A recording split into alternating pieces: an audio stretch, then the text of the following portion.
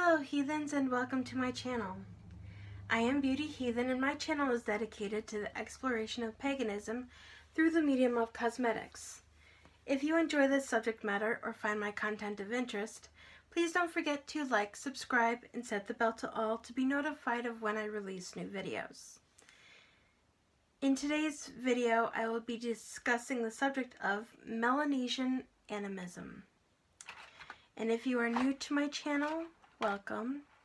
If you're wondering why it is I'm tying in together cosmetics and the discussion of paganism, well, it's actually thanks to our earliest pagan ancestors that we even have cosmetics today. It started even in ancient times, I think even dating back to 100,000 BCE, where our earliest ancestors would start to create pigments out of plants and berries and things of that nature to do cave paintings. But then we come forward to ancient Egypt, where it's actually thanks to ancient Egyptians that we use carmine to obtain red pigment. They use things, I believe, like indigo and other plants in order to obtain different shades of colors.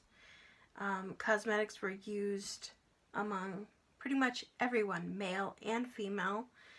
It is one thing that I've been dealing with a bit on Twitter today, is people deciding to emasculate a 7-year-old who was happy to receive the James Charles palette because he loves James Charles, and people are ragging on him for it or questioning his apparent sexuality at 7 years old, which I'm sorry, I find a bit personally disturbing because gross.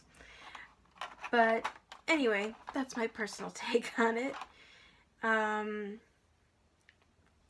The act of painting your face or painting one's face has had anywhere from decorative meaning to spiritual meaning. Some warriors would paint their faces before going into battle for different reasons, be it camouflage or spiritual protection or calling upon the deities or the spirits to aid them in battle in some way.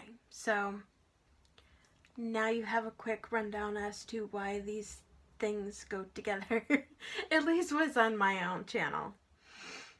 I am going to be using, well, as always, especially if you are new here and don't know and haven't seen previous videos, I use cosmetic practice heads because paganism is a very diverse subject matter, and I try to be very cognizant and respectful to the cultures and ethnicities of the people that I am discussing. Each of these cosmetic heads is painted or sprayed with a layer of hairspray per the instructions. Then I cover it in a foundation, which this one is LA Girl Pro Coverage HD in the color Dark Chocolate. And then I put setting powder on top of it. On the eyes, I have the NYX eyeshadow base in the color White. My channel is not one that you want to go to if you're looking for cosmetic reviews, and please, especially if you are new here, do not judge how cosmetics react on these heads. These heads do not have pores. They do not have human texture. They have nothing really helping them grip onto the cosmetics as I go to apply them. So because of that, cosmetic application can be a bit hit or miss. I just recorded, well, when you're seeing this on Thursday, I just recorded yesterday's episode on Wednesday, and after I finished it, I'm like, you idiot, you even forgot to apply lipstick. So I was glad to give myself the much needed break and focus on rituals and readings and things of that nature for a bit.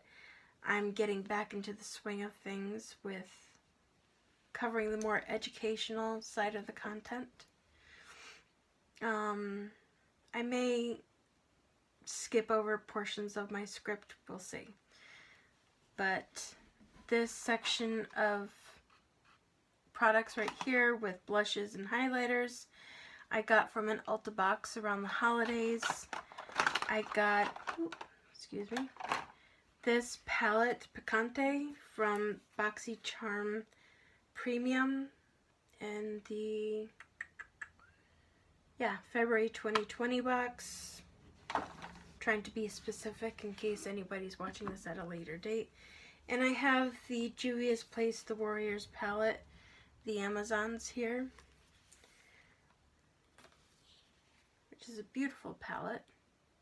I've used it before on this channel and it worked quite well, but I wanted to try something a little bit different. So, with all of that said, into the content. Before I get right into Melanesian Animism, there are three groups of people that inhabit the same approximate territory. There are the Polynesians, the Micronesians, and finally the Melanesians. Each group of people, though living in close proximity to one another, relatively speaking, have their own distinct characteristics, traditions, and beliefs. Melanesia incorporates residents from New Guinea, the Molucca Islands, Solomon Islands, Papua New Guinea, Vanuatu, Fiji, Santa Cruz Islands, and Norfolk Island, which are just some of the islands that belong to the Melanesian region. The word mela in Greek denotes black and refers to the complexion of the people of the islands. I actually did a video talking about Papua New Guinean animism in my video on ancient animism and the dawn of the cultural divide, which I will try to link somewhere up here in case you are interested in watching that after this video. I need a little bit more blush. I'm right-handed, so doing things left-handed can be a bit tricky. There we go, now we're getting a little bit of pigment. The face is a little bit ashy. I made the mistake of applying the, or I should say, pumping the foundations and setting them to the side while I did one, and then I brought the other one in and did the other. And because of that, things had time to dry, they had time to settle, and obviously the setting powder didn't adhere to the heads as well as it usually does, so my bad. But when you're a little bit out of practice, things happen. When focusing on the ancestry of the Melanesian people, African and Aboriginal origins are clearly visible. The people in Melanesia speak Papuan or Austronesian languages. Although Melanesian cultures may not be as advanced and sophisticated as their Polynesian counterparts, the artistic skills of the Melanesians are considered to be truly unique. This can be clearly noticed in the variety of artistic traditions that have developed over the years. I'm going to use the rose gold highlighter, or attempt to. We shall see if things want to stick today. Yeah, it's sticking a bit. Yo, yeah, that looks good.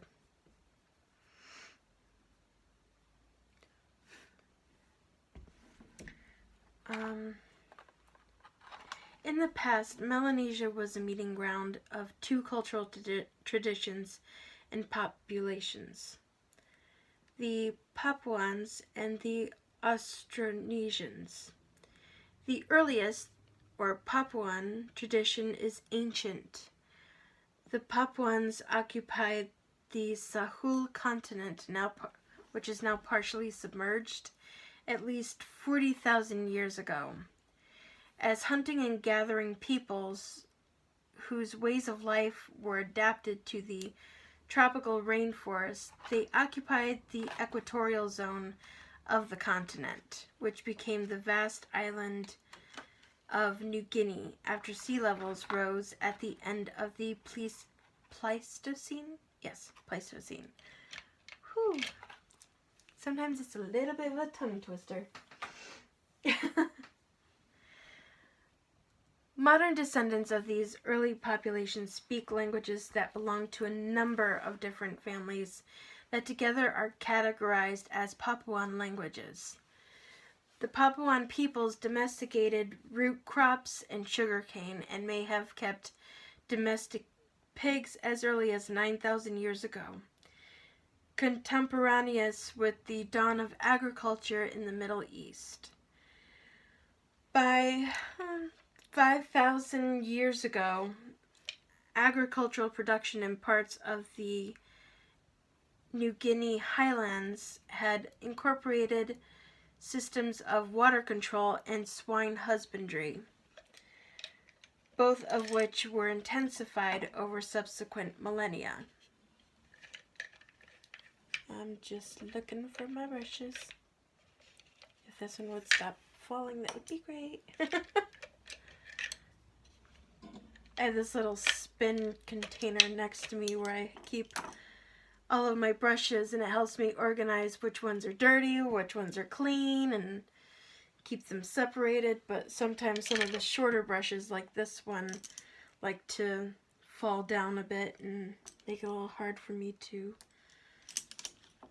pick them out of the container. That's all.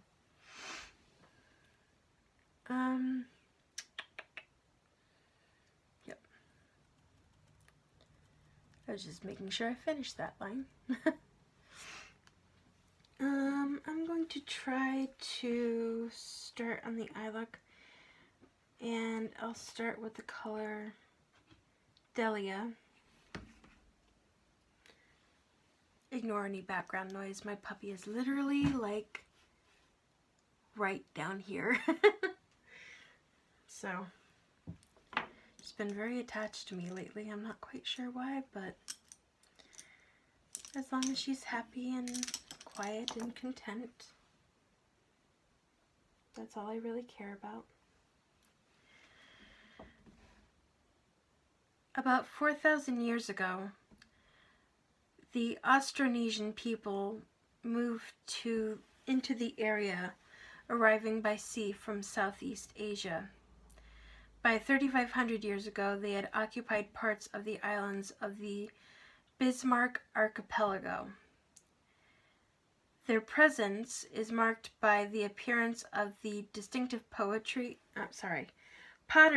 tools, and shell ornaments that define the Lapita culture, which I believe I also covered in the same video.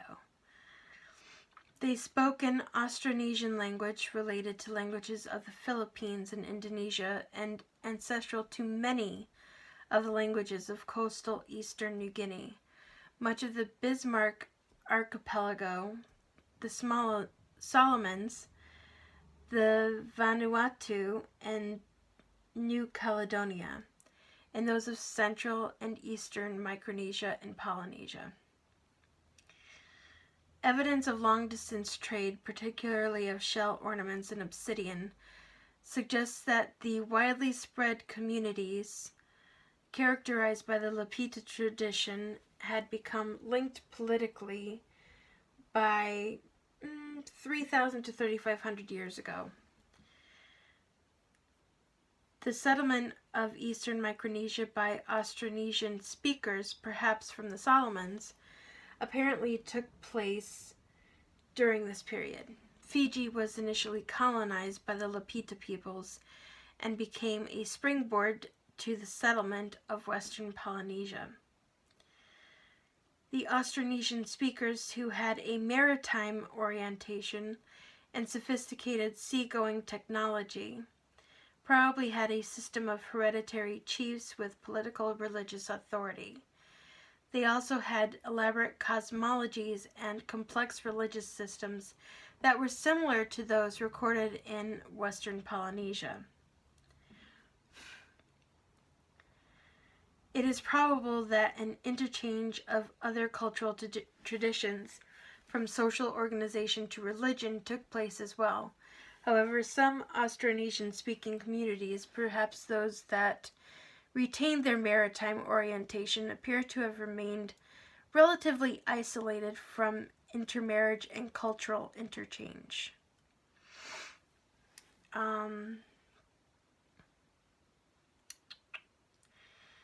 Generally, the prohibition that is inherent... hang on. I think I may have put things out of order. To kind of like go off script a bit. In these areas, there is a very strong belief system in spirit realm and sorcery, I guess you could say. I found some information, excuse me, a little dry in here, and of course I forgot my water downstairs. I had obtained some information regarding their spiritualities from a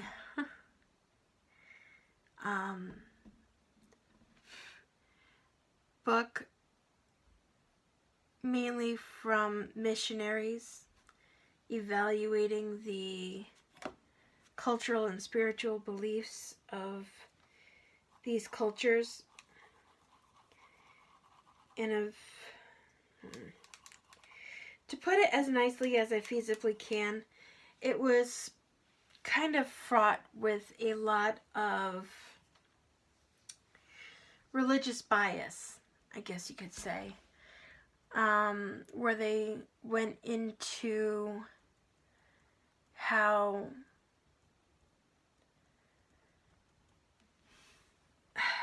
a lot of their beliefs, and especially their beliefs about sorcery,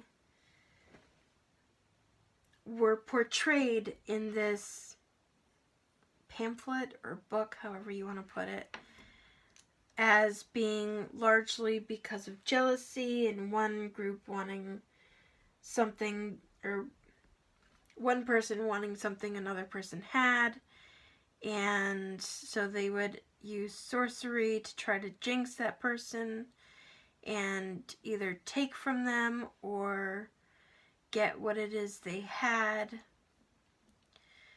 In this culture, there is a very, very, very strong element of when things don't work out so well, everything is interconnected with the spirit world. In animism, as I have said in the video I mentioned already, these cultures and these belief systems largely place spirit on everything, be it technology, rocks, trees, animals. Everything has some form of spirit attached to it. This is the color Épice, I believe. So, one of the stories from one of the missionaries, if I recall correctly, they were trying to pay for some groceries at a store and their bank card wouldn't work, so the person who was checking them out said this something along the lines of the spirits are at it, or there's some kind of issue going on. And they apply spiritual forces pretty much to everything, whether they be positive, but especially if they're negative. It has to be due to some form of spiritual influence or interruption. And that is a large part of ancient animism. I believe, if I recall correctly, this form of animism, I think it dates back to about 9000 BCE, if I recall correctly. If I'm incorrect, I will notate it somewhere around here. But, in their spiritual path, in their spiritual belief systems, and I'm very much going off of my script right now, mainly because a lot of it is redundant to things that I've said before, either in previous videos, or I could just cover off the top of my head. I'm going to use the color Aish on the upper lid. And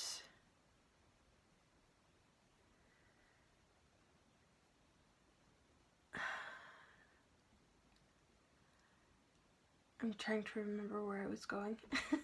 Sorry.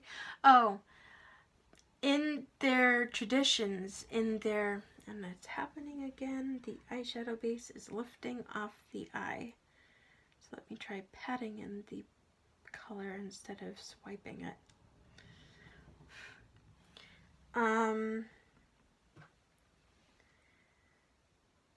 There is a very strong mentality between the generations that if you are doing rituals of any kind, if you are doing any form of sorcery, that you have to conduct them in the way that they are instructed verbatim. There is no deviation at all whatsoever from the traditional way of conducting these rituals. And anything that is not instructed is considered taboo.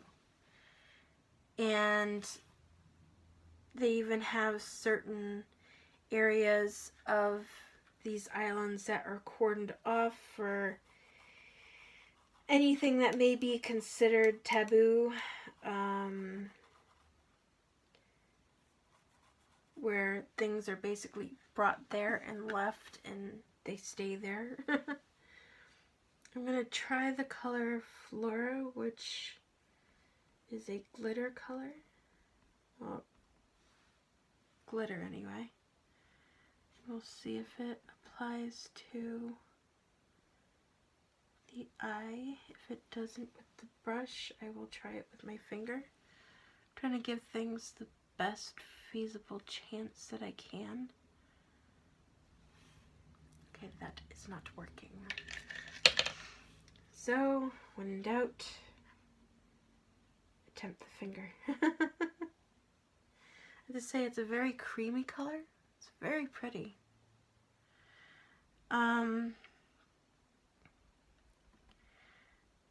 And sorcery being what it is in these areas, especially if you're going to travel there, I just urge trying to be extremely culturally respectful and cognizant of their religious beliefs, keeping in mind that a great number of them have been converted to Christianity. That was partially what this entire pamphlet about, was literally getting into the minds of the natives to try to figure out the best way to force them to convert to Christianity. That is entirely what this pamphlet was about. Christianity became more dominant in this society in the 1800s. And I couldn't help but be a bit, well, probably more than a bit, irked that at the ego that came from a lot of these missionaries, just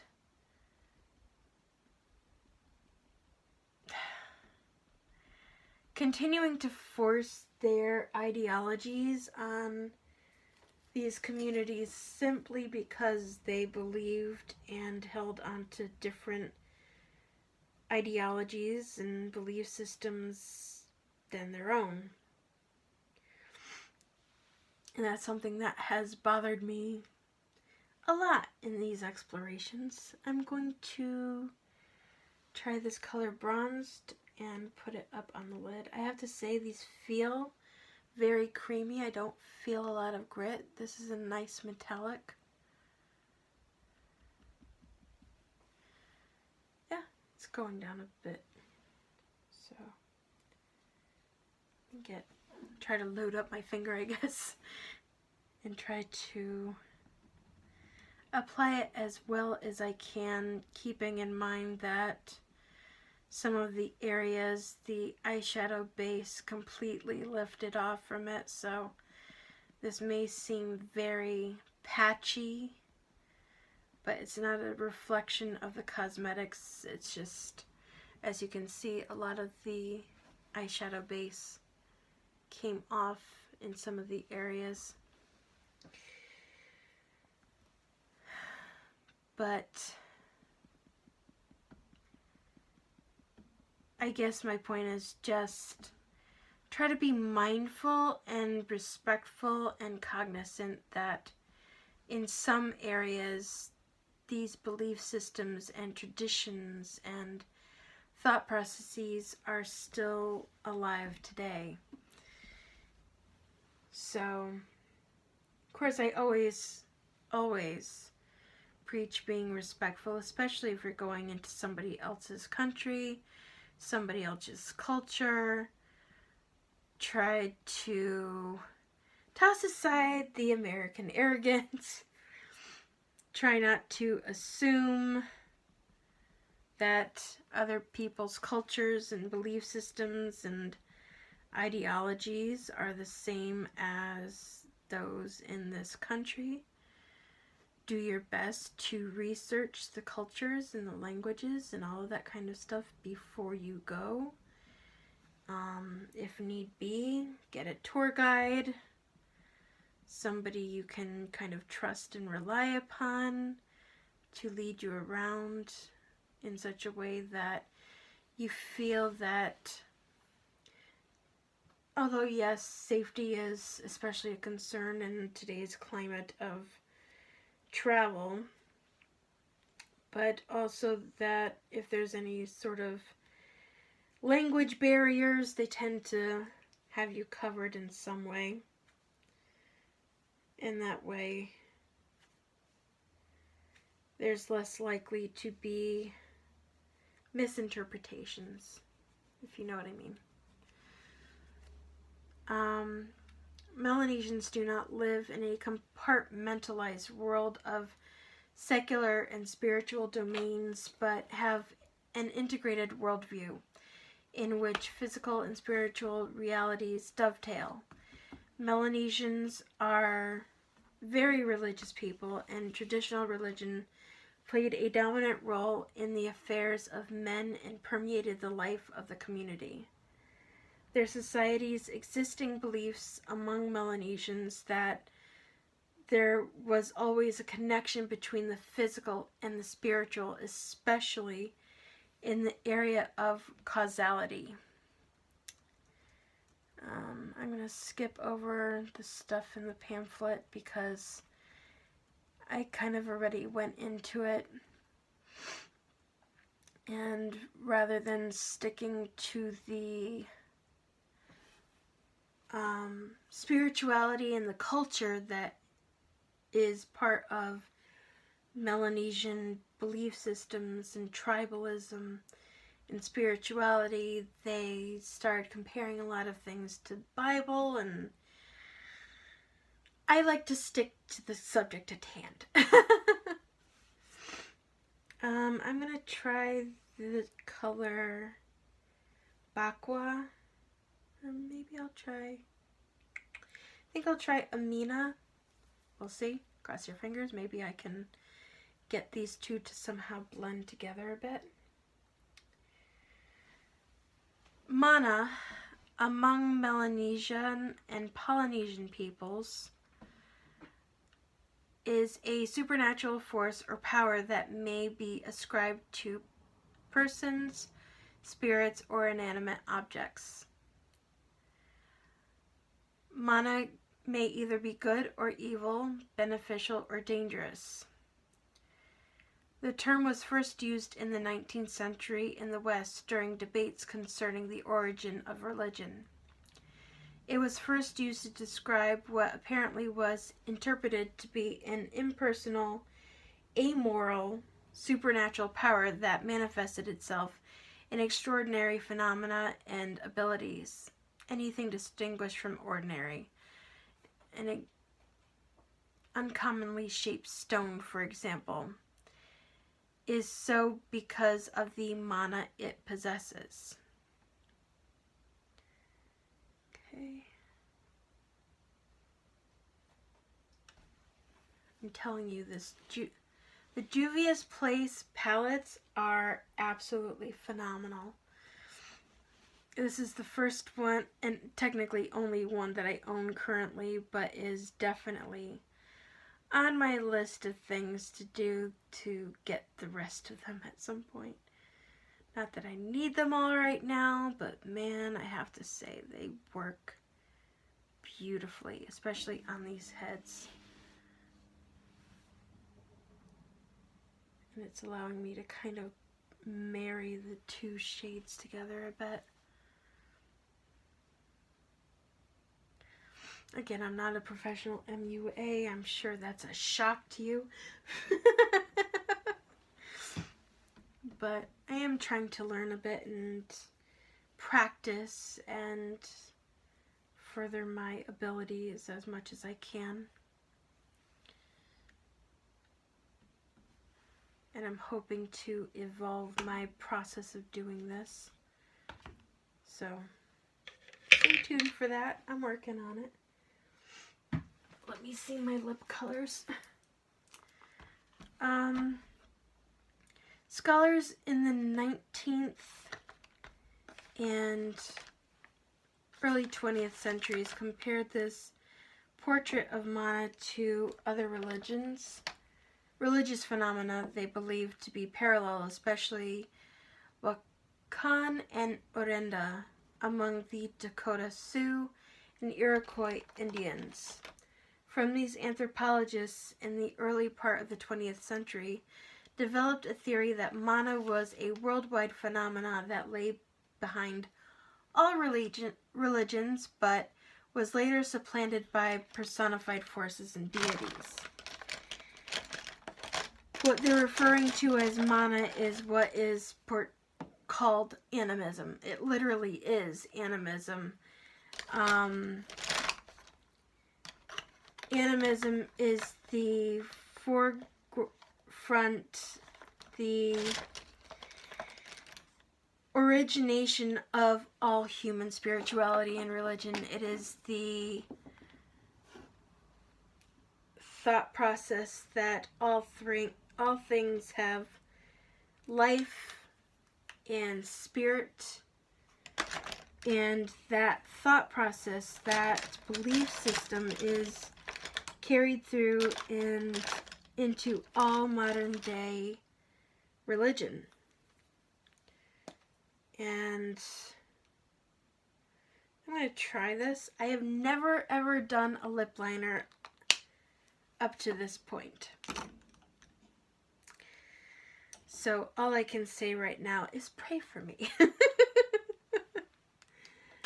I am going to attempt it. I make no promises, but again, we don't know unless we try, right? These are just cheap liners that I got off of Amazon, and thank goodness this is a pencil and not some of the other things that I have in there that have broken off when I've tried to use them.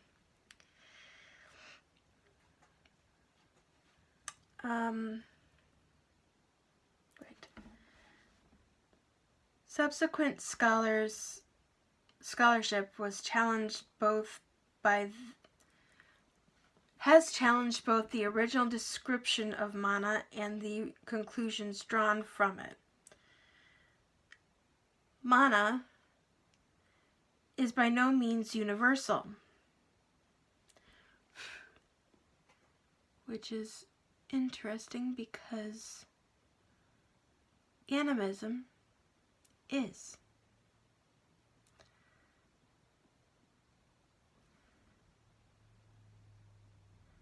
Okay, so I don't know how to overdraw.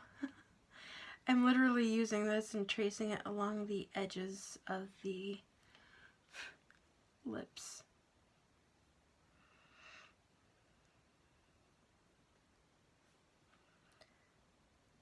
And an interesting aspect of these heads is they are also not equal on both sides of the face. Which you would think that they would be, considering they're manufactured, but you would be surprised. Okay, I'm not getting a lot of color, and I'm not quite sure if more is going down than is, or if I'm lifting off the cosmetics, which is definitely something we do not want. So I'm going to leave that there, and I'm going to take, I think this brush will do, and this is Gerard Cosmetics lipstick in the color Merlot.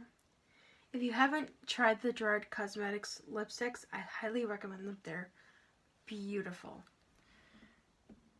And if it doesn't work on this head, it is definitely not a reflection of the lipstick.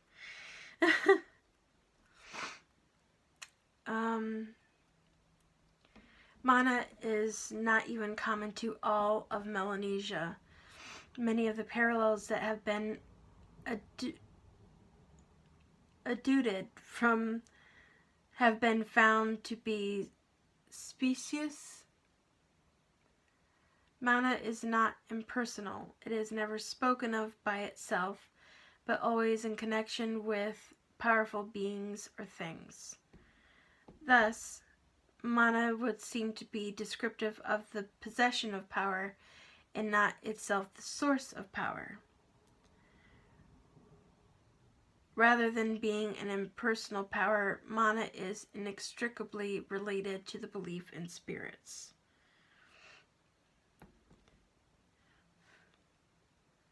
And it seems to be going down okay,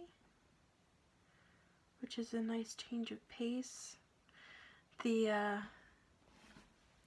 not so much this one, but in one of the, I think it was the video where I did the rant about what was going on Twitter that pissed me off so much.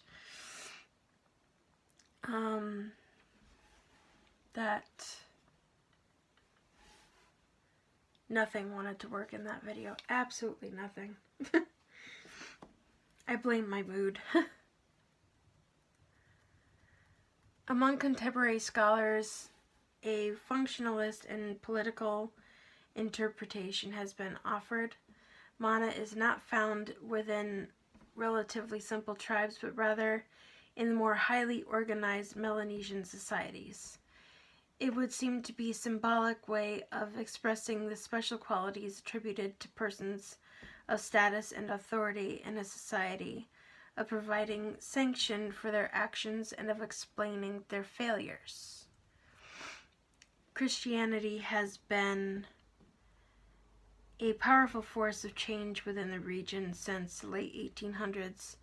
In the colonial period, missions introduced Western education and caused local economic change.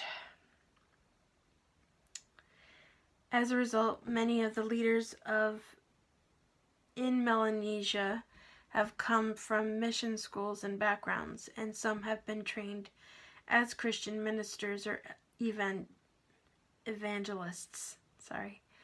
During the late 20th and early 21st centuries, the Melanesian post-colonial states were among the most Christian nations on earth. So, which kind of ties into what I had just been saying about having found some information on a pamphlet that seemed to have been distributed to